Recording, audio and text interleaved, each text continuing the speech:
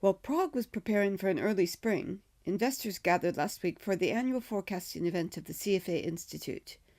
A loaded topic intensely discussed by New Sparta chairman Jerome and other guests was the worldwide perception of emerging markets. While Central and Eastern Europe has little in common with continental East Asia, Sub-Saharan Africa, or Patagonia for that matter, countries from these four regions, along with other developing nations, have been grouped together by investors under the label of emerging markets. Mixed together in one pot, stocks and bonds across emerging markets usually move together, swinging up and down in concert. But, according to Dr. Booth, emerging market evangelist and the keynote speaker at the prestigious CFA dinner, the global financial crisis has changed the economic tune around the world and allowed emerging markets to increasingly move to their own individual rhythms. And in 2008, when the market makers deserted emerging markets and the corporate debt yields got up, started going up, when they got to about 15%, we had a whole new range of investor base coming in, buying the assets. They were local investors. So what you have from emerging markets is diversity. You have a different perception of risk. You don't have this herd-like mentality you get in the West.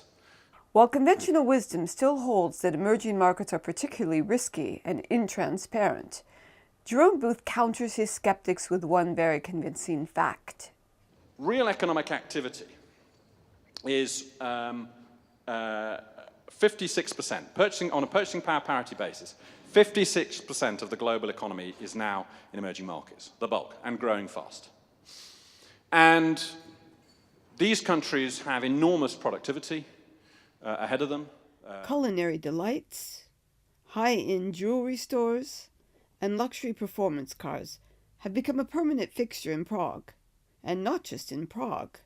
Since the fall of the Berlin Wall 25 years ago, the emerging markets of Central and Eastern Europe have radically overhauled their geopolitical arrangements and are now firmly anchored economically within the European Union. I believe Central Europe perception has changed relatively dramatically, but I also believe the eureka moment for investor is for some over. Like in our case, we finance our sovereign debt cheaper than France most of the time.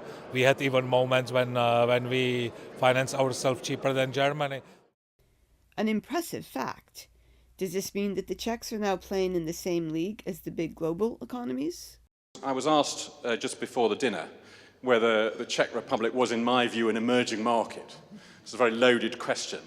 But I immediately answered yes. And that's because of my definition of what an emerging market is. For me, all countries are risky. The phrase, by the way, risk-free, is an abuse of the English language. There is no such thing. All countries are risky. Emerging markets are the ones where that risk is perceived, where it's priced in.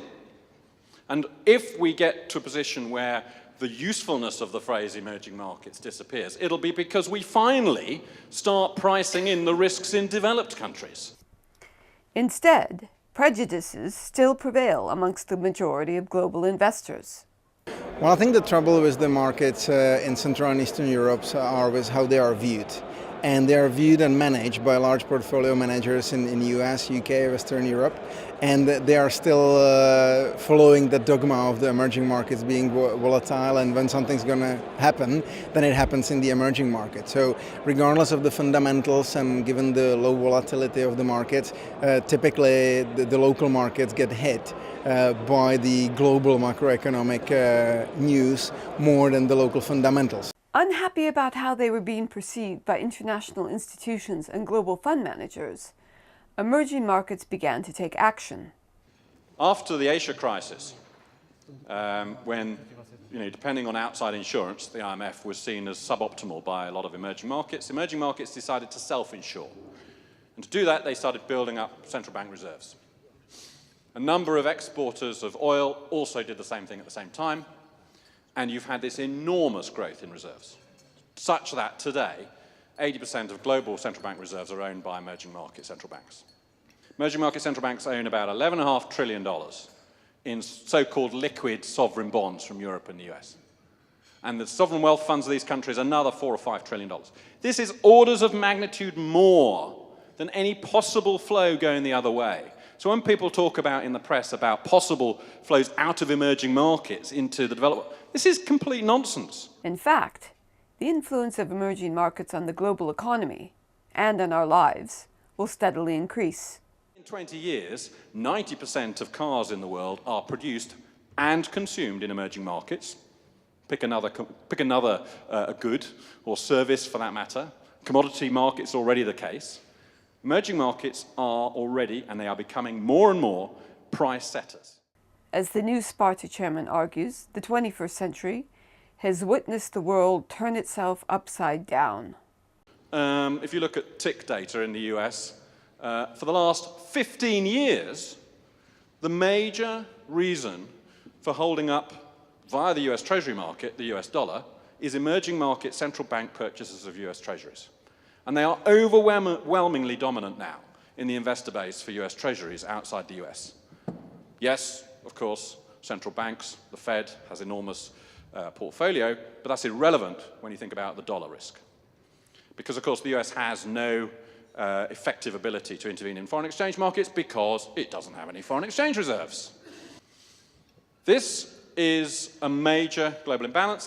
It's created a completely artificial foreign exchange environment where emerging market currencies are about 30 or 40% undervalued compared to the dollar. Or put another way, the dollar is massively overvalued. So we have a world where we need prejudices because they enable us to avoid thinking about difficult problems. My book, my message, is not an easy one. I'm saying that to complement your very fine CFA education, you need to supplement that with trying to introduce macroeconomics in particular, but also politics and history and anthropology for that matter, right in the center of your strategic thinking of asset allocation, not as an afterthought. As the major global economies continue to struggle, the US buried by a mountain of debt, the Eurozone facing disintegration, and Japan barely hobbling out of recession, Western fund managers must open up to the opportunities offered by emerging markets to ensure a financially secure and stable future to us, their clients, and to our children.